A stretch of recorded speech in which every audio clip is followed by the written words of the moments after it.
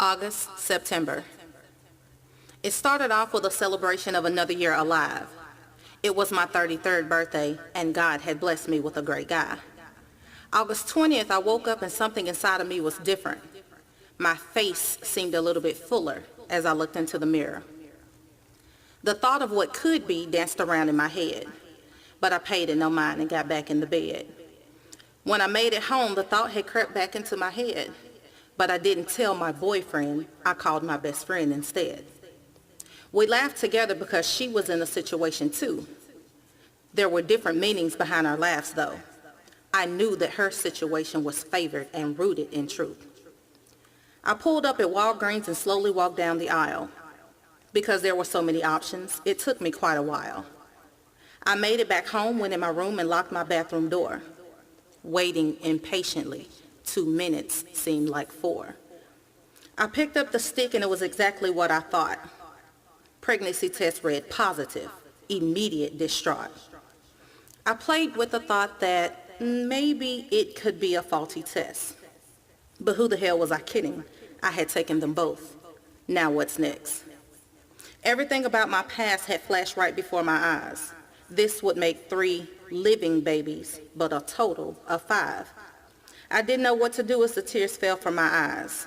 I needed desperately to progress, but this was counterclockwise. Years earlier, I prayed and told God that the next time this happened, that I wanted it to be by my husband.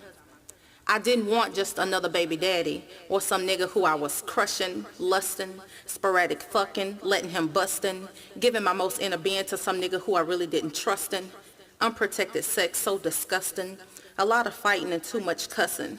I wanted someone who I could have a real discussion and who I loved and I was willing to adjust and trust him. Someone whose touch was enough and he didn't judge, and husband would be something I was unaccustomed to, but willing to lose myself to fill those wifey shoes and be loyal because in loyalty there's truth, and I wouldn't lie but my words would be like music and I'd never want to lose him. And JB, I never want to lose you.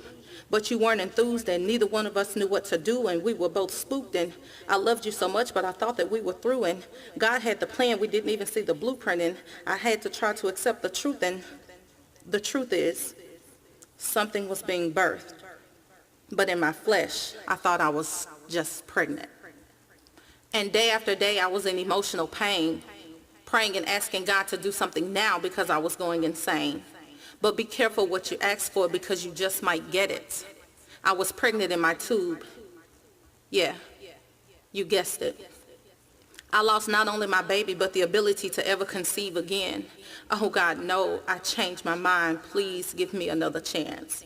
For 63 days, I was extremely depressed and I felt my heart broken inside of my chest.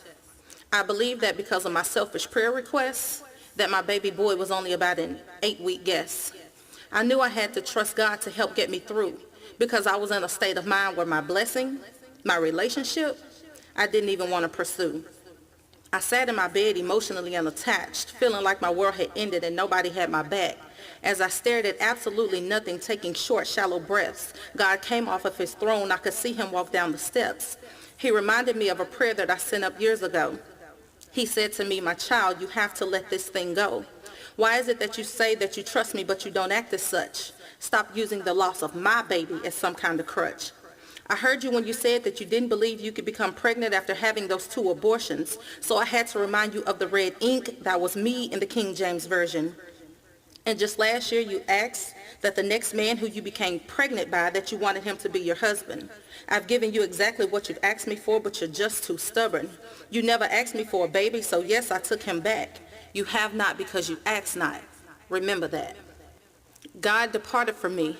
Immediately my mood changed. I dried my tears and I started to laugh. Not because of what he said was funny, but because I knew that that visit wouldn't be his last. I dreaded writing this piece for 5 months because I didn't know how it would end. And as I finished reciting this for you tonight, he still reminds me that I can do all things with him. The whole ordeal was God's way of showing me that Jabbar would be my last. There will be no more going in circles revisiting sexual encounters with men of my past. You have to know that putting this out there even now makes me a little bit apprehensive, but understand that none of this was written or said under false pretenses. And in case you're wondering, no, There hasn't been any talk of wedding bells or engagement rings, but I know that in my heart of hearts that God is the author and the finisher of all things. And when it's all said and done, I have more than just some ring. I have another life to nurture and the highs and lows that true love brings. You see, God showed himself to me strong and made me acknowledge who he is and what he can do. August and September was just a time I passed through. But to come out on this side, my arms are still stretched wide. I'm so blessed to be your lady and forever grateful that you're my guy. August, September.